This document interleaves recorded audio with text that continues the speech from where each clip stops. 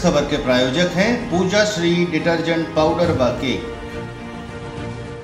Flora में स्वाद है, क्वालिटी है, सबसे बेस्ट क्वालिटी इतने दिन से मेंटेन किए हुए, जबरदस्त। फ्लोरा चाय एक नंबर लगती है, कड़क है चाय, बहुत अच्छा फ्लेवर है, यानी पीने में बहुत स्वाद आता है।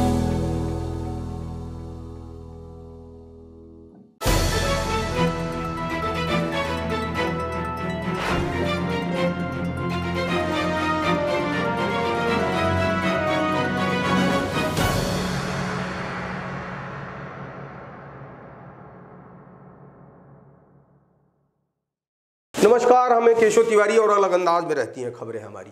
पूर्व मंत्री जुगल किशोर बागरी के बेटे पुष्पराज बागरी का अब क्या हश्र होगा।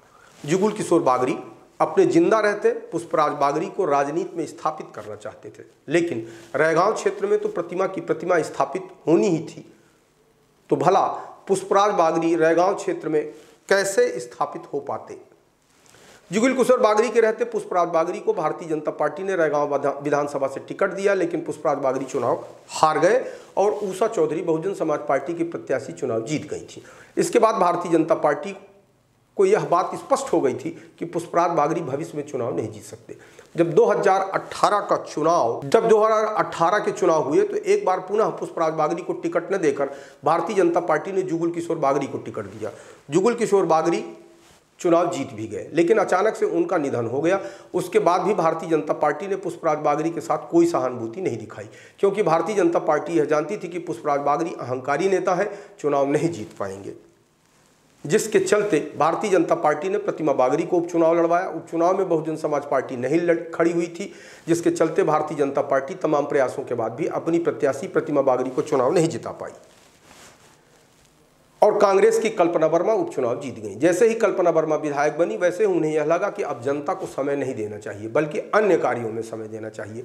विधायक बनने के बाद जनता से विमुख रहने वाली कल्पना वर्मा को 2023 की विधानसभा चुनाव में इतनी बुरी तरह से पराजित किया कि शायद जीवन के अंतिम क्षणों तक भी कल्पना वर्मा इस हार को नहीं भूल पाएंगी। किसी भी नेता को जब जनता एक बार विधायक बना देती है और यदि वह विधायक जनता के बीच में सक्रिय होकर जनता के दुख दर्द के साथ खड़ा होता है, तो जनता उस जनप्रतिनिधि को कभी नहीं हराती। लेकिन जितने मतों के अंतर से कल्पना वर्मा चुनाव हारी हैं, उसे देखते हुए तो ऐसा लगता है कि अब उनके राजनीतिक करियर का अंत ही हो चुका है। कल्पना वर्मा को इस बात से मलाल भी नहीं है, उन्हें जो चाहिए था वह मिल गया है। एक बार विधायक बन गई है, जिंदा रहते तक उन्हें पेंशन तो जरूर मिलेगी और इससे ज़्यादा उन्हें कुछ चाहिए भी नहीं था। निश्चित तौर पर जिसका जितना बड़ा गोल होता है उसे उतनी बड़ी चीज़ हासिल होती है। कल्पना वर्मा का गोल बड़ा नहीं था, इसलिए दोबारा विधायक नहीं बन पाई।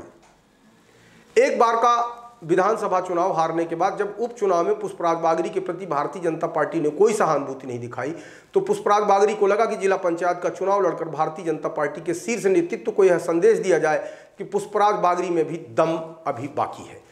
पुष्पराज बागरी जिला पंचायत का चुनाव लड़ गए और वहां भी उन्हें पराजय का स्वाद चखना पड़ा। जिला पंचायत का चुनाव हार जाने के बाद भी पुष्पराज बागरी की हठधर्मिता का आलम देखिए कि उन्होंने भारतीय जनता पार्टी से टिकट मांगने की दिलेरी दिखाई, लेकिन भारतीय जनता पार्टी तो यह भली भांति समझ चुकी थी कि पुष्पराज बागरी चला हुआ कारतूस है, इस पर दांव लगाना फिजूल है। इसलिए भारतीय जनता पार्टी ने एक बार चुनाव हार चुकी प्रतिमा बागरी पर ही दांव लगाया और प्रतिमा बागरी ने रैगांव विधानसभा से ऐतिहासिक जीत दर्ज की। रैगांव विधानसभा से जुगल किशोर इकलौते ऐसे व्यक्ति हैं जो लगातार चुनाव जीते। बाकी इस विधानसभा से चुनाव जीतने वाले अधिकांश विधायक बनते ही हवा में उड़ने लगते थे, जिसके चलते वो दोबारा कभी विधायक नहीं बन पाए।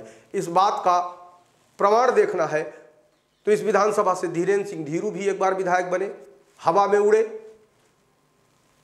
रैगांव क्षेत्र की जनता ने उन्हें कभी दोबारा विधायक नहीं बनाया।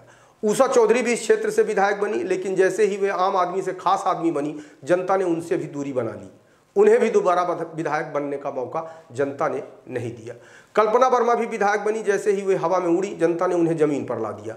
अब प्रतिमा बागरी विधायक बन गई हैं, उम्मीद है ये भी हवा में उड़ेंगी।